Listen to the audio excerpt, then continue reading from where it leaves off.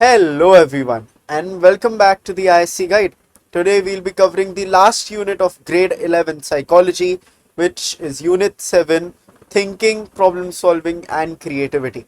I'll be dividing this chapter into two different parts. In this particular part, we will be covering what is meant by thinking and concepts. Just before we start, I'd like you all to know जो भी notes तुम्हें screen पे दिख रहे हैं, all of it is available for free in my WhatsApp channel. उसका link is down in the description. Go and join that. I'll be uploading more resources there too. जितने भी chapters है उन सब के notes are uploaded on that WhatsApp channel. So please go there, join that WhatsApp channel. It is available for absolutely free.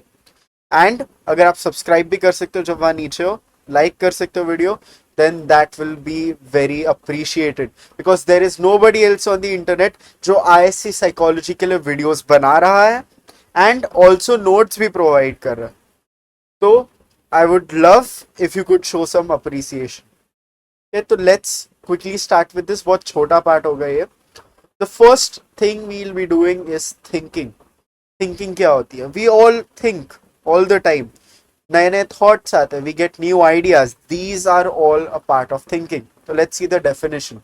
It is a mental process in which the individual organizes, manipulates and transforms information to form concepts, solve problems, reason and make decisions. तो सबसे important चीज यहाँ पे it is a mental process. हम लोग physically कुछ नहीं कर रहे. This is all inside our mind. Right जो भी हमारे माइंड के अंदर हो रहा है it is a mental process. तो जो भी ऑर्गेनाइजेशन हो रहा है, जो भी मैनिपुलेशन हो रहा है, दैट इज ऑल्सो मेंटल, वरना वो भी माइंड के अंदर हो रहा है. अभी by thinking we form concepts, solve problems, reason and make decisions. Concepts हम लोग आगे भी देखेंगे क्या होता है, तो I leave this for now. Solve problems, of course अगर मुझे 2+2 भी करना है तो I have to think. Maybe अभी मोस्ट लोगों का रिफ्लेक्स एक्शन टाइप हो जाता है, 2+2 is 4. But if you really think about it, बचपन में 2+2 तुम्हें सोचना पड़ता था, राइट? तो वहां पे थिंकिंग आ जाती है. The next is reasoning. Of course logic use करने के लिए थिंक करना पड़ता है. And making decisions. किसी भी चीज में ब्लाइंडली तुम डाइव इन नहीं कर सकते. इसके लिए थिंकिंग का ये पूरा डेफिनेशन हो गया. तो what is the nature of thinking? ये आ सकता है मे बी 2 मार्क्स के लिए. तो it is an internal and goal directed mental process. Internal, as I said, it's inside the mind, and goal directed, so it happens for a reason. But we also have aimless thinking जो हम लोग आगे देखने वाले हैं. तो it is mostly goal directed but aimless भी हो सकता है. Next is it is symbolic. Symbolic का मतलब क्या है? We use images, words and concepts rather than actual objects. So in order to think, we are not manipulating physical objects in our environment, but we use images जो हमारे mental images रहते हैं, visual images जो हमारे मन में आ रहे हैं. We use words, right? You think in words. Some people can not actually think in words. उसको बोला जाता है एक इनर मोनोलॉग. तो many people do not have that. They only think in visual images and concepts. It involves mental manipulation of knowledge. तो let's say अगर मुझे एक मेंटल मैथ्स का सम दे दिया, I need to be able to understand the different things that are present in it. तो 8 2s अगर पूछ लिया मेरे से, तो मल्टीप्लिकेशन सिंबल एक्चुअली क्या काम करता है, what is the concept of the number 8, what is the concept of number 2, ये सब मुझे आना चाहिए to get the answer 16. It is problem solving and decision making oriented. Thinking most of the time happens for these reasons, and it is influenced by learning, memory, attention and past experience. So past experience we'll also see in grade 12 actually. तो PTSD जैसे एक it is a disorder which happens due to suffering a traumatic experience. उसकी वजह से जो हमारी thinking रहती है वो बहुत नेगेटिव हो जाती है. तो पास्ट एक्सपीरियंस ऐसे हमारी थिंकिंग को अफेक्ट करता है. मेमोरी अगेन, वो जो ट्रॉमेटिक एक्सपीरियंस है उसको याद रखना पड़ता है, right? If you do not remember it then thinking में भी नेगेटिव नहीं होगी. And learning and attention is pretty self explanatory. तो what are the basic elements of thought? ये भी आ सकता है. I am guessing for 2 marks. 4 marks I don't think आएगा, बट कर लो 4 मार्क्स के लिए भी. 4 ही कॉन्सेप्ट्स हैं और बहुत simple. Mental images, visual images, concepts and language. Mental images क्या होता है? I want you to close your eyes and imagine your room, वरना imagine the face of your best friend. I don't think तुम्हारा best friend अभी तुम्हारे आसपास है. अगर है तो वेरी गुड, बट अगर नहीं है, still you can see the face of your best friend in your mind, right? तो एक mental image form हो रही है. वरना think about the taste of cake, the texture of cake on your tongue, ये सब चीजें सोचो. तो वो भी एक mental image है. Image does not only mean visual image, right? Imagine hearing to your favorite song. वो गाना तुम्हारे दिमाग में बजने लगेगा, तो that is also a mental image. Visual images is जो मेंटल इमेज हमें विजुअली दिखती है. As I said, the face of our friend. Next आता है कॉन्सेप्ट्स. कॉन्सेप्ट्स क्या होता है? Basically you can treat them as categories that are created in the mind. तो ये कैसे हेल्प करता है हम लोगों को? बेसिकली जो भी हमारे पास आइडियाज है या फिर हमारे पास इंफॉर्मेशन है, उसको एक साथ ग्रुप कर देता है ताकि हम लोग वो इंफॉर्मेशन से इफेक्टिवली डील कर पाए. राइट, इमेजिन अ ड्रॉअर जिसमें सब पागलों जैसे ठूस के रखा है हम लोगों ने. It everything is inside that drawer. तो अगर हम लोग को एक स्पेसिफिक चीज ढूंढनी है तो it will be a bit difficult जब अगर सारे ड्रॉअर्स ऑर्गेनाइज रहते हैं उसके कंपैरिजन में. राइट, तो कॉन्सेप्ट्स क्या होता है? These are basically mental drawers जहाँ पे अलग अलग चीजें रखी हुई है. तो let's say there is a drawer for birds. तो बर्ड्स वाले ड्रॉअर के अंदर मे बी पैरेट रखा हुआ है, maybe there is a macaw, there is a sparrow. ये सारी चीजें वो ड्रॉअर के अंदर है. The other drawer is let's say vehicles. तो व्हीकल्स में you have cars, you have buses, you have bicycles. तो ये कॉन्सेप्ट हो गया. The next one is language. Thought, as I said, most people think with an inner monologue. Right, जो भी चीज हम लोग सोचते हैं इट इज इन वर्ड्स. तो language is very important for it. And हम लोग आगे भी अभी देखेंगे interdependence of language and thought. तो language and thought support and shape each other. Thought becomes more precise through language, क्योंकि if I can express what I am actually thinking, let's say मुझे एक बहुत क्रिएटिव आइडिया आया but मैं उसको ढंग से एक्सप्रेस नहीं कर पा रहा हूँ in front of my boss, तो कुछ मतलब नहीं है. राइट, तो thought becomes more precise through language and language becomes more meaningful because of thought. क्योंकि if you are just speaking something but अगर हम लोग उसको अंडरस्टैंड नहीं कर सकते, उसके पीछे कुछ मीनिंग नहीं है, there is no thought behind it, then it will all be gibberish. कुछ भी बोलते रहेंगे हम लोग, किसी को कुछ समझ में नहीं आएगा. It will all just be a word salad. Okay, अभी इससे रिलेटेड एक थ्योरी है, Sapir Whorf hypothesis, also known as linguistic relativity. तो ये थोड़ा इंपॉर्टेंट है in interdependence of language and thought. Basically ये थ्योरी क्या बोलती है? According to this theory, language a person speaks influences their thought. Okay, thoughts, perception, interpretation of the world सब affect करता है the language that we speak. तो let's take the example of the Inuit people. इन लोगों के language में, since they live in very cold regions, they have a dozen or so words for snow. तो what the hypothesis says is कि जो Inuit people होंगे compare to modern English speakers, let's say in the US, UK, वरना India में, इन लोगों से better वो लोग स्नो का कॉन्सेप्ट एक्चुअली अंडरस्टैंड कर पाएंगे. जब हम लोग स्नो बोलते हैं, we maybe imagine some white fluffy kind of thing, right? But उनके लैंग्वेज में there are many words to describe snow. तो और प्रिसाइजली स्नो को एक्चुअली इमेजिन कर सकता है एंड डिस्क्राइब कर सकता है. तो हमसे बेटर डिस्टिंग्विश कर पाएंगे between types of snow. Even if you take the example of the language Russian, so Russian, if I'm not wrong, they have very distinct words for light blue and dark blue. So it is seen that Russian people are easily able to identify different shades of blue compared to other people. अगर और local example देखना है तो the concept of jugaad India में बहुत prominent है. We all know what that means. Exactly मैं क्या बोल रहा हूँ जुगाड़ से.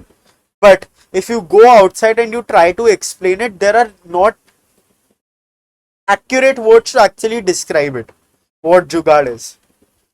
तो Sapir-Whorf hypothesis ऐसे act करता है. It was developed by Edward Sapir and Benjamin Whorf in 1929. Okay तो ये interdependence of language and thought हो गया। अब देखते हैं types of thinking, convergent, divergent, creative, goal oriented and aimless. Convergent thinking क्या होता है? बेसिकली जितने भी तुम्हारे थॉट्स हैं, जितने भी आइडियाज आ रहे हैं, या फिर जितना भी information you have, you are wielding it in order to come to one singular answer या फिर अ वन सिंगुलर डिसीजन। तो ये प्राइमरीली यूज किया जाता है इन प्रॉब्लम सॉल्विंग। लेट्स से अगर मैं मैथ का एग्जाम लिख रहा हूं तो उसमें मुझे एक आंसर पे आना है at the end of it, तो उसमें कन्वर्जेंट थिंकिंग यूज करूंगा, right, because I am coming to one singular answer. The next is divergent thinking. इसमें भी you are coming to answers but you are going to different answers, सिर्फ एक answer नहीं है, you are getting many answers to the same problem. तो divergent thinking का एक बहुत प्रोमिनेंट टेस्ट भी है जिसमें क्या होता है, you will be given an everyday object and उसके तुम्हें डिफरेंट एंड यूनिक यूजेस बताने रहते हैं। Let's say you are given a paper clip, तो पेपर क्लिप तुम कैसे यूज कर सकते हो apart from its normal use of actually binding papers, या फिर think of a pencil, you can use a pencil to maybe act as a mustache, वरना you can use it to stir coffee in a cup, वरना अपना hair tie करने के लिए use कर सकते हो पेंसिल। तो these different uses apart from what it is actually intended is a test for divergent thinking। तो ये एग्जाम्पल भी हो जाता है for divergent thinking. The next is creative thinking.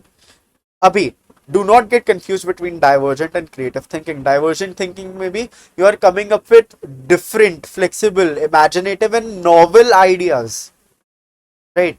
But creativity में भी there is novelty, there is originality, but creativity में it lies in the name itself, there is creation. So this is when you are coming up with new ideas. Okay?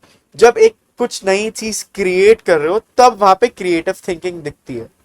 Let's say you are painting something on a canvas, तब you are using your creative thinking and not your divergent thinking. Okay, the penultimate one is goal oriented thinking. This is thinking which is diverted towards a specific objective. Let's say कल exam है and उसके related तुम planning कर रहे हो, right? तो what is your goal? To score good in the exam, जिसकी वजह से तुम थिंक कर रहे हो। Next one is aimless thinking. This is wandering unfocused thoughts. तो रैंडम डे ड्रीमिंग हो गया, ऐसे पड़े पड़े सोच रहे काश ऐसा होता, काश वैसा होता, बट ऑफकोर्स ऐसा होने नहीं वाला। तो दिस हैज नो गोल, हम लोग सिर्फ सोच रहे। It is that is known as aimless thinking. तो थिंकिंग वाला पार्ट हो गया। Now let's come to concepts. हम लोग थोड़ा और डिटेल में देखेंगे व्हाट कॉन्सेप्ट्स इज। तो as I said, mental drawers की जैसे ट्रीट करो उसको। तो concept is a mental category that helps us group objects, events और ideas that share common characteristics. तो जैसे मैंने ड्रॉर्स भी तुम्हें बोले थे, राइट, बर्ड्स वाला ड्रॉर, व्हीकल्स वाला drawer, these all have some common characteristic. तो बर्ड्स के कॉमन कैरेक्टरिस्टिक्स क्या हो गए? In order for an object to be placed in the bird drawer, थोड़े कैरेक्टरिस्टिक्स, थोड़े क्राइटेरियाज उसको मीट करने पड़ेंगे। Maybe it should have feathers, it should lay eggs, it should have a beak, तभी मैं उसको बोर्ड वाले क्राइटेरिया में डालूंगा, वरना बोर्ड वाले कॉन्सेप्ट के ड्रॉर में डालूंगा। It simplifies thinking. इसका फंक्शन क्या है? It simplifies thinking by allowing us to treat different things as belonging to the same class. तो ये क्या करता है? सिंप्लीफाइज थिंकिंग में मेन चीज क्या? कॉग्निटिव लोड रिड्यूस करता है। Imagine each and every time जब मुझे बर्ड्स के बारे में सोचना है, I am thinking of a sparrow and a pigeon and a crow all at the same time, तो मेरा कॉग्निटिव लोड बढ़ जाता है। But if I am generalising them into one common concept known as birds, मेरा cognitive load वहां पे कम रहेगा।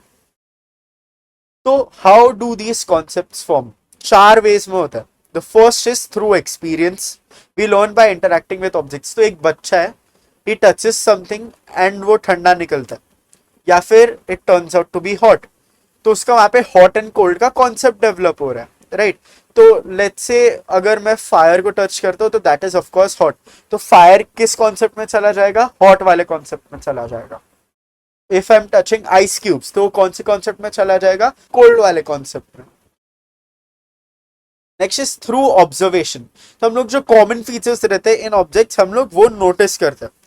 लेट्स से कि एक ऑब्जेक्ट है इन द डिस्टेंस, आई सी उसके 4 लेग्स हैं and there is a flat kind of thing on the top, तो मैं क्या बोलूंगा, दैट इज अ चेयर, क्योंकि through experience one I have learn कि वो चेयर हो सकता है, वरना थ्रू ऑब्जर्वेशन यहाँ पे मैं देख रहा हूँ कि जब 4 लेग्स रहते हैं एंड 1 सीटिंग पैड रहता है तब वो एक चेयर बनता है, राइट। तो ये सारे ऑब्जेक्ट्स अकेले में देखोगे तो these are pieces of wood and foam, but जब इनको साथ में लेके आ जाते हो and you assemble them in a very specific kind of orientation, तब वो चेयर के कॉन्सेप्ट में चला जाता है।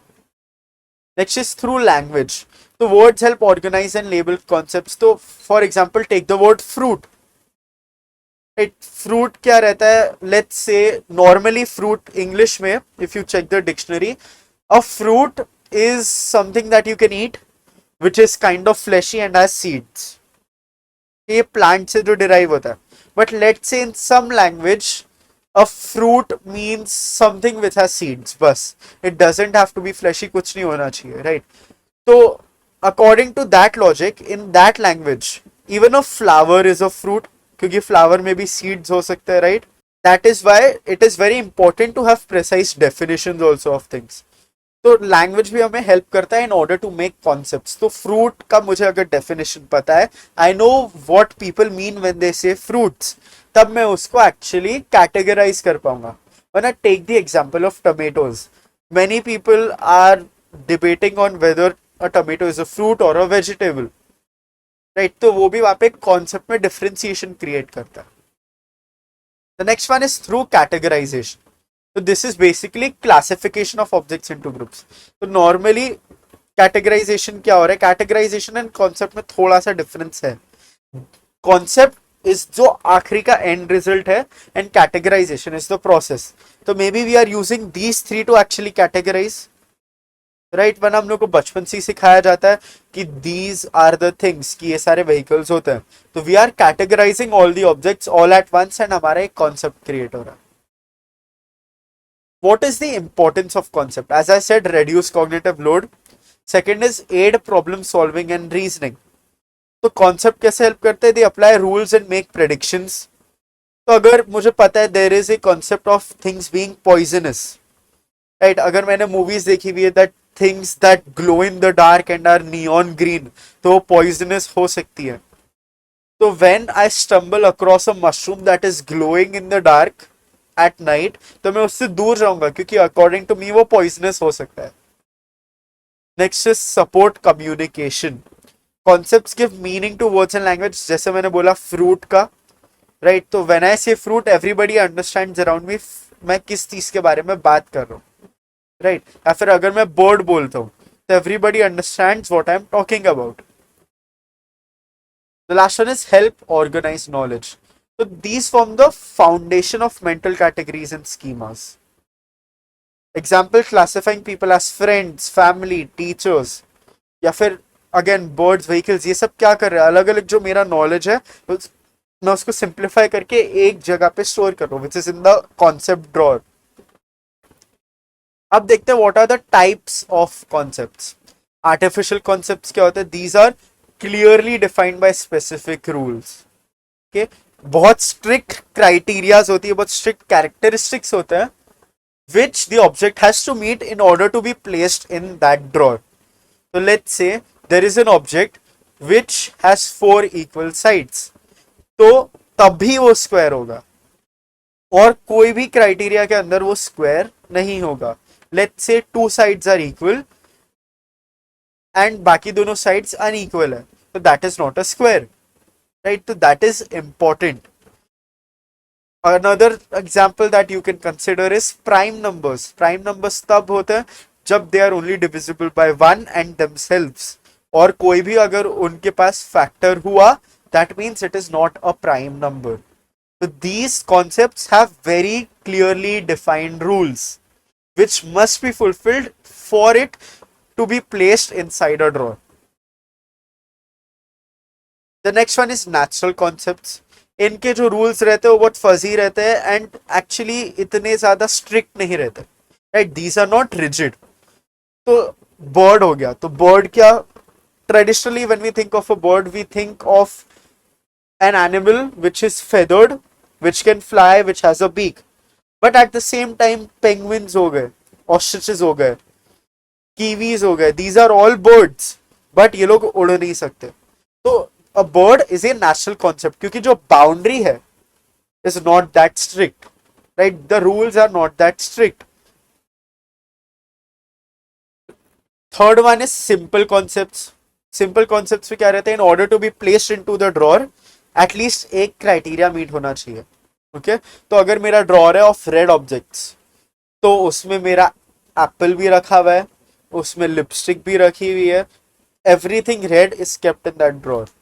या फिर take things that are round, तो football, a clock, everything is kept inside that things that are round, even the moon, सब वो सिंपल कॉन्सेप्ट के अंदर रखा हुआ है. The last one is complex concepts. Complex concepts क्या होता है, in order to be placed into the drawer there must be different criteria that must be fulfilled, right, more than one criteria that must be fulfilled. तो अगर मुझे किसी चीज को एक स्मार्टफोन बुलाना है तो it must have a touch screen, apps होने चाहिए, उसका वाईफाई कनेक्टिविटी अच्छा होना चाहिए. या फिर if I want to call something a mammal, तो gives life birth, has hair, warm blooded, ये सारे कैरेक्टरिस्टिक्स इट मस्ट मीट, तभी वो एक कॉम्प्लेक्स कॉन्सेप्ट बिल्ड करता है. And that was it for this video. If you have any doubts, feel free to drop them down in the comments. I usually respond within a few hours, max to max 6-7 घंटे में कर ही देता हूँ. And again, it would be very appreciated if you could subscribe and like the video. So thank you for watching. All the best if you have an exam, and bye bye.